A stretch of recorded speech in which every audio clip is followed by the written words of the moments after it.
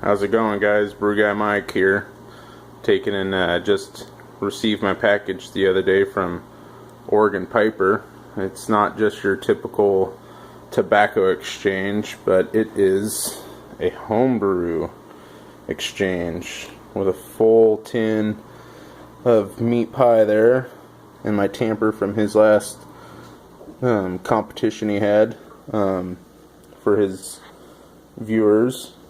So the note just says if the beers aren't no good, there's a full tin to make up for it, but I think we'll be surprised. So I'll get set up to take and do the pour. So I thought I'd just take and open up the tin here for those that haven't seen the meat pie. It's an all English blend. I've taken by far one of the better ones that I've tried so far. There's my Dagner I've been smoking it out of. It's quite delicious. So I should state that one of these is an oatmeal stout and the other one is a Hefeweizen that supposedly clarified on itself, but that's not uncommon for most of the Hefeweizen and wheat beer yeast. There's only a couple that stay in sediment form in suspension in the bottle. So I'm guessing that it most likely had a cold crash done to it.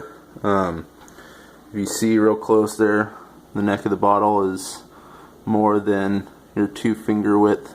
There's a little excess headspace in both the bottles.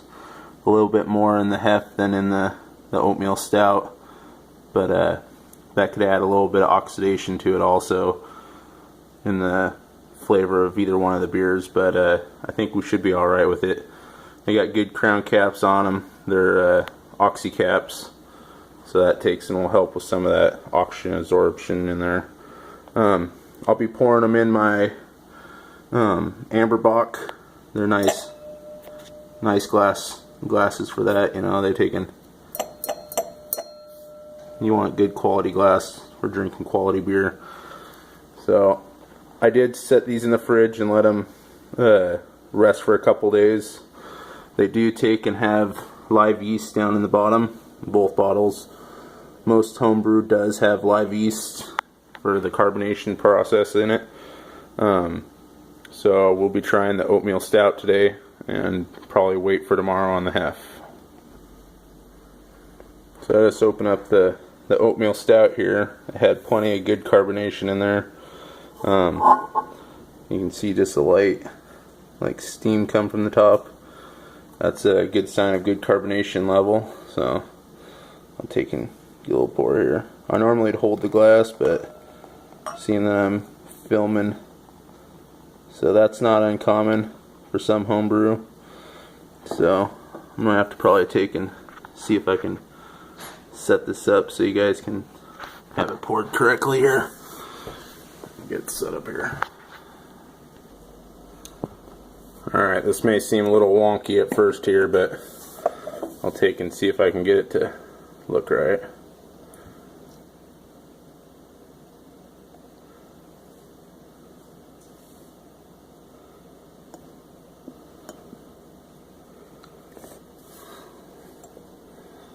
Top this one off.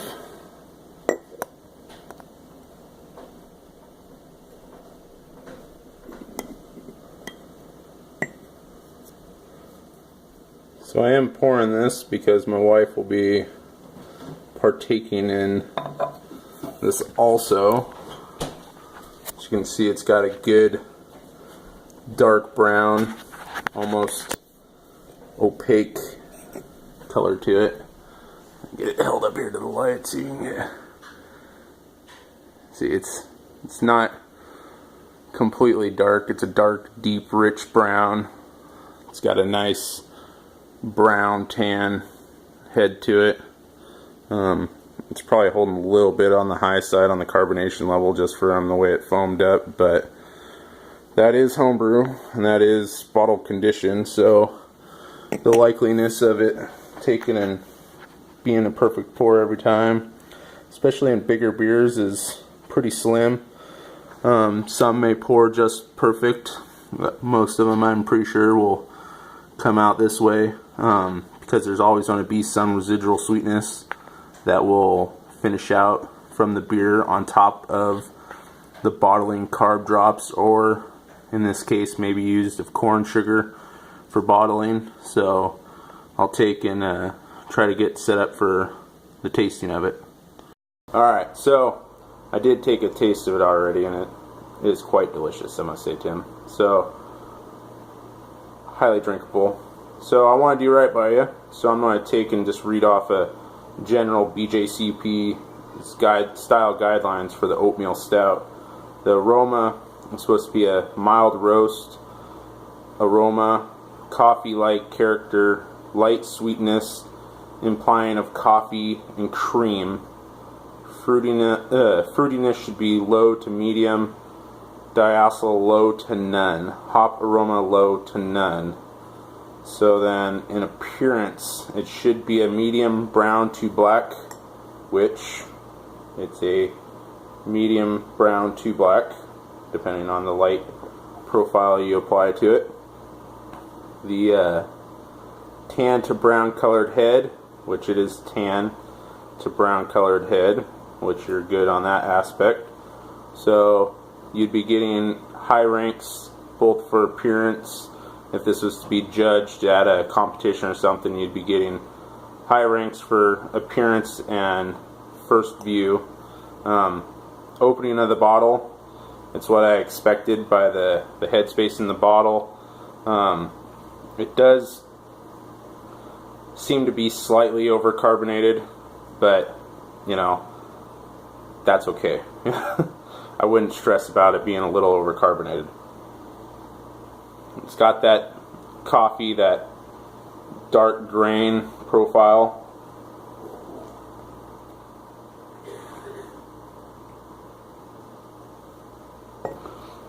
For the aroma that you pull off of the nose and at first taste, you expect it's going to be, especially with it being an oatmeal stout, that it's going to be more rich and heavy.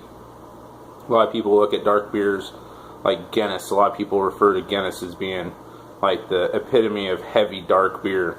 It's really not. Like this beer here, for being an oatmeal stout, it could use a little bit carapils in it, if there is no carapils in it, to add more body to it, or a little bit of melanoidin to add that bodiness, that depth to the flavor into it. You pick up the oatmeal right up front. You get that deep astringency from the dark malt. I'm guessing you either got black patent or black malt. They're the same thing. Maybe some chocolate 350 present in there. There's a little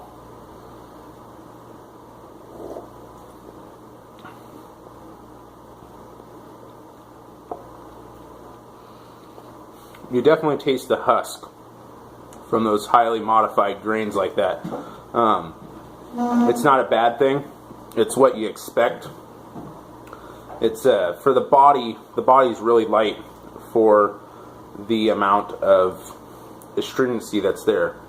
It's not a bad astringency. It's just present. So in mouthfeel, they're saying that it should be medium to full body, which this is light. More medium than full, and it's definitely not a full body. Smooth, silky, sometimes almost oily, which it does have that slight nutty oiliness to it. Not like licking a stick of butter type of oily, but just like eating nuts. That nice slight oil, silk, full body flavor to it.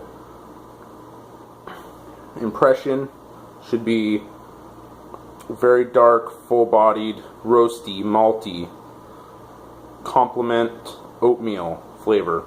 So what they're saying is you want to know that you're drinking something that has oats in it, something that is roasty, something that is malty.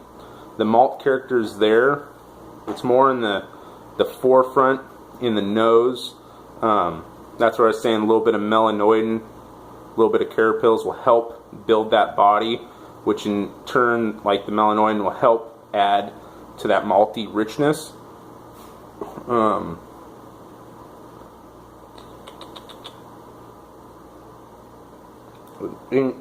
history of it is normally an English seasonal variety of a sweet stout. Less sweet is the more original. Good examples are the Samuel Adams Oatmeal Stout, the Young's Oatmeal Stout, what was that one? Goose Island Oatmeal Stout.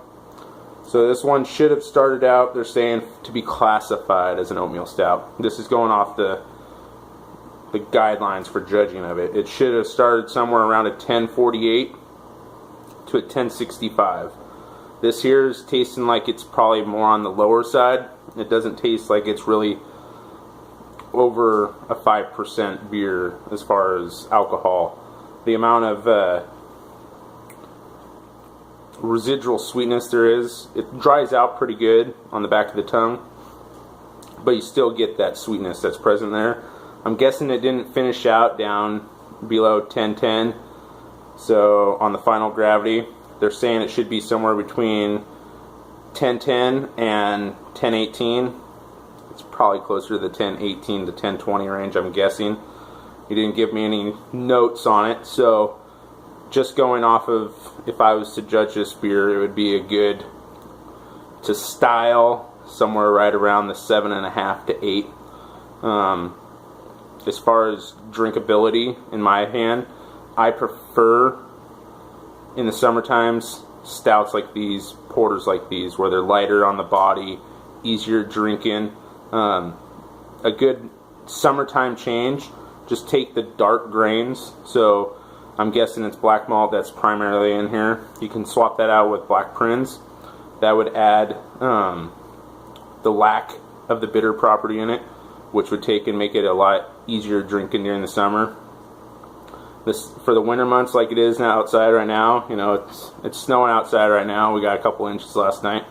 This is a good drink. That's why I'm in the house, so I don't got a pipe, because I want to taste just the beer here. So for sitting back, for a good nightcap beer, this is quite excellent. I'm going to take and pause it here and go get my wife, and she's been sipping on it in the back. So I've been sitting here drinking on this a little bit more, taking and just looking at it, smelling it. I'm guessing this is a kit. I'm not exactly sure. I'm not sure if you're an all-grain brewer or if you're extract. The extracts are so good nowadays, it's really hard to even tell a difference. Just by the mouthfeel on it and the flavor that I'm carrying, how distinctive the dark grain character is in it, and the lack of what they call lacing, so where it stays on the glass. I'm guessing that these were steeped grains. I may be wrong, but if it is all grain, I would definitely shoot for maybe a little bit lower on your mash temp, and maybe even a double step mash. So start out around like 140 to 145 range for 30 minutes and slowly ramp it up for the next 30 minutes to around 155. I'm trying to mash out about 165, 170. It's good. It carries a good amount of nuttiness in the background. I didn't go into this beer with any expectations of it being good or bad. Especially with darker beers. Now, I might have more to say when it comes to the hef, because I don't really drink hefs all that much. But I do appreciate the flavor profile that they do carry, because they are highly temperature sensitive when it comes to fermenting. Oatmeal stouts, porters, most IPAs, you're using English or American ale yeast. Irish if you're really pushing it out there, you know.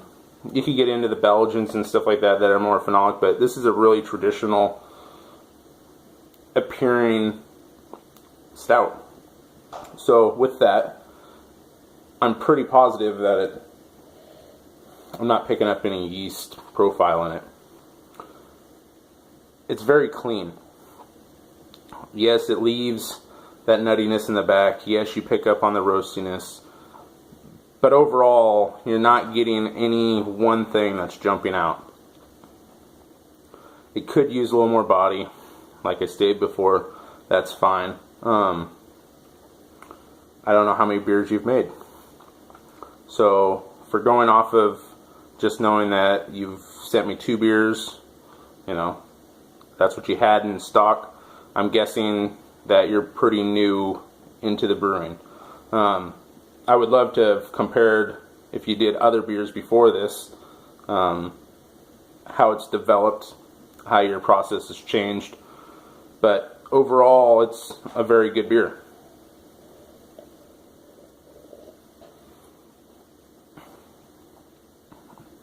If I was sitting on a keg of it, I would polish it off in a pretty short amount of time, actually. As you can see, I'm sucking it down at a pretty good click here. I did also want to state, for those that aren't homebrewers, or those interested in it, you can see down there in the bottom of the bottle, I left a little bit, probably about a finger's width down in the bottom. That is so I didn't pick up any yeast profile. This beer was shaken up quite rigorously on the ride up here. I try to store my beer upright or at a slight angle. I don't like to really lay them over on their side or shake them up a lot. Some beers are fine with that. Saisons, Hefeweizens, some Belgians, they're totally fine with that. Oatmeal stouts, porters, pale ales and stuff like that, you don't want that yeast sediment floating around in the beer. You want it to be clean. And as you can see, I don't know how good it's going to show up in here. You see the amount of foam that's active in the bottom of the bottle? That is the yeast oxidizing. How do I explain that? The yeast is reacting to the CO2 molecules that are present in the beer to take and gas off and continue to gas off like that. This beer just been sitting here on the counter. It hasn't done anything. But as you roll it around, you can see yeast present down in the bottom down there. The more I sit here and drink it, I would rank it definitely a strong 8. Besides the lack of body. In a competition, that would probably put you out of 50 points, somewhere probably right around the 40 point mark, just because it is lacking in the body. But as far as that, it's quite good. Hold on there. This is my wife, Amy. Hi, Amy. Hi, YouTube. So, Tim, she's going to give you her opinion on your beer. Okay, Tim. So, when I first got this beer, it was cold out of the fridge, and it looked really good, had like a good roasty aroma to it, but when I took a sip, it didn't taste like anything. It kind of reminded me of like mineral water, like not really nasty like that, but it kind of had that flavor. So I was wondering like what kind of water you used, but then when it got a little bit warmer, I could actually like taste the roasty, malts in there, and I could, get the oatmeal, but it's like too clean, so that makes me wonder like what kind of yeast did you use? Did you use something that ferments really clean? Because I don't get anything from that. So it's a good drinkable beer. It's like a little bit overly carbonated, but that's probably from the trip here. And if I went to your house and you offered me a beer, I would totally drink it. That's all that matters. That's all that matters, Tim. We're going to drink good. your beer if we come to your house. Yes. And if you come to our house, we'll have beer for you to drink. Maybe. Maybe. There may be something else to drink, but, So, we're going to take and polish the rest of these off soon. We don't got much left. And then we are going to take and roll right into the Hefeweizen. Yeah, we'll probably drink something else in the middle of it to take and clean our palates, but we're going to drink them both back to back. Alright, we'll talk to you later. Alright, Tim, so here's the Hef. Traditionally, you take and want to roll the Hef on its side to take and stir the yeast up. Seeing that you're worried about it clarifying out and not being cloudy, I'm not rolling it. It was shaken up on the way here, so there may be some already in suspension, so it may be slightly cloudy. We're just going to take and pour it as it sat in the fridge for the last 2 days and see what it looks like. So it's got good carbonation. Maybe a little overcarbonated, but overcarbonated, like my wife and I were talking about just a few minutes ago, is actually better to have a little more carbonation than to have it be undercarbonated, because the worst thing is getting halfway through a beer and having the carbonation fall off. So there we go.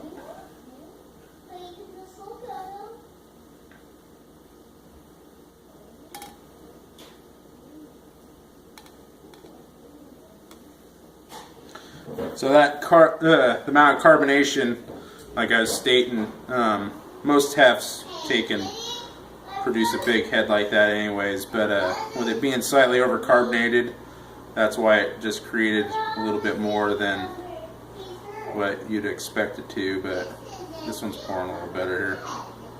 So we're going to leave the last little bit, like the last beer, just to take and keep the yeast from there. But there's two good poured beers. We're going to take and set up here and give our thoughts on it, so be back to you in a minute. Alright you guys, okay Tim, we're back. So we are taking and looking at the BJC style guidelines for a wit beer.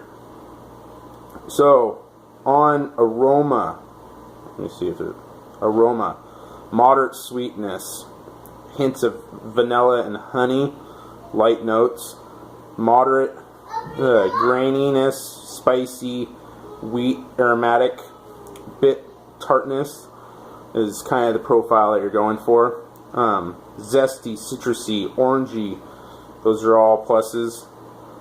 A low herbal, spicy hop aroma, slight floral. No diacetyl, no vegetal, no celery, like ham-like aroma. Appearance, very pale straw. It's pretty pale straw, slightly on the orange peel profile. Light gold in color. Nice white, milky, almost slight yellowish head, which it's a nice crisp white, milky colored head. That is the presence of plenty of wheat in a beer. See how the head just stays there? See how the lacing hangs on the glass like that? That's what I was saying about your stout, of being carapils will do that, wheat will do that, lots of flaked grain will do that, where it takes and keeps the lacing on the glass. Let's continue on here so I can get this description over. Flavor, pleasant sweetness, orange zest, citrusy, more of the same of what you smell you're supposed to taste. Hot bitterness, low to medium. By the sip that I had from it, it was light, like very non-noticeable. Mouthfeel, medium to light. Medium body, often having a smoothness, light creaminess, unmalted wheat, or astringent oats. So, yeah, let's just get into the tasting portion of it.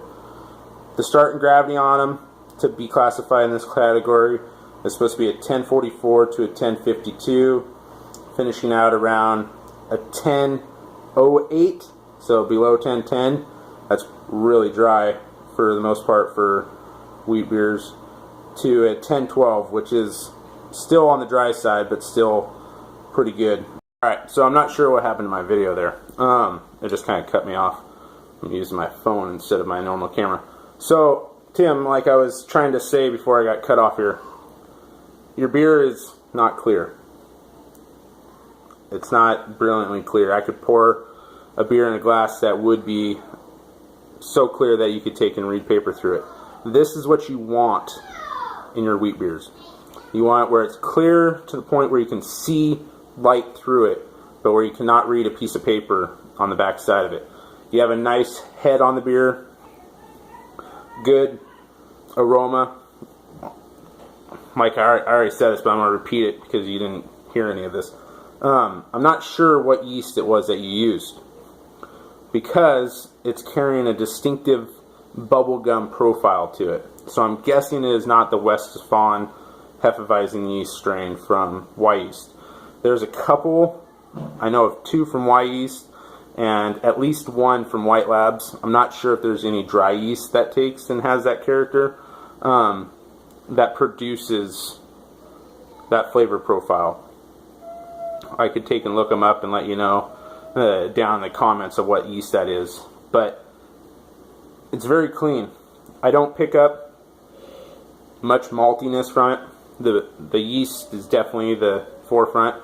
But like I said, I don't drink a whole lot of wheat beers because to me they seem that they're yeast dominant profile. And yeast is a living organism that is completely alterable by temp. So if your fermentation temperature started out at 65 degrees with this and you ramped it all the way up to 85 or 90 even, some of those wheat yeasts can even go into the 100 degree range.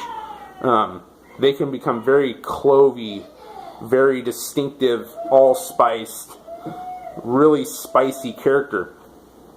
This, by the flavor that I'm getting out of it, to me was fermented cool.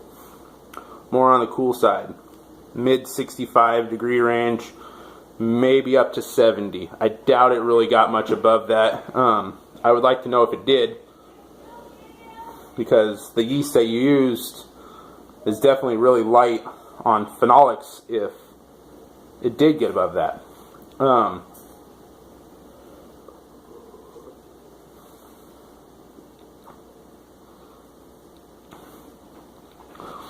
A lot of time there's a distinct banana note that comes from wheat beers. I'd almost want to suggest that this may even be leaning towards the Belgian profile of more orange zest. Alright, Tim. Alright, YouTube. So, I found out my phone has a storage space issue. So I just had to delete a bunch of stuff so I could finish this out. Wheat beer. It's good. I wouldn't turn it down. It's a beer that I would like to sit out on a back porch on a hot summer afternoon, drink, have a nice light cigar with, maybe some light Virginias, you know, just kick back, relax, BS, easy drinking beer, not too overpowering one way or another. Like I said before, clarity is correct, head is correct. It could use a little help with lacing, but most homebrew has that issue. It's holding though, so I wouldn't really worry about that. Play with the temps. Adjust your fermentation temperature up and down to see how it changes the beer. Ramp it up 10 degrees. I wouldn't go more than 10 degrees at a time. A lot of wheat beers are ramped up over a 1 week period. So they'll start them out around 65 degrees, slowly ramp it up until it hits around 85 or so. Some will push it to 90, but then they'll automatically start dropping it down 10 degrees at a whack real quickly. So you get that full yeast profile out of it. It's good. You know, it's just good. And I appreciate you sending them to me. And when you get what I'm sending you, it's gonna blow your mind. So I'm gonna get my wife and let her give her opinion on the wheat beer. What? Alright, so she's back. Hey. And your opinion? Okay, so this is a good beer. I don't get the banana and clove that you're supposed to like be able to smell and taste in this. I do get a bubblegum aroma along with the aroma of the wheat, which is not a bad thing because normally I don't like hefts. So this is really like drinkable and it's really balanced. Like the sweetness isn't overwhelming at all. So it's a good beer. I like it.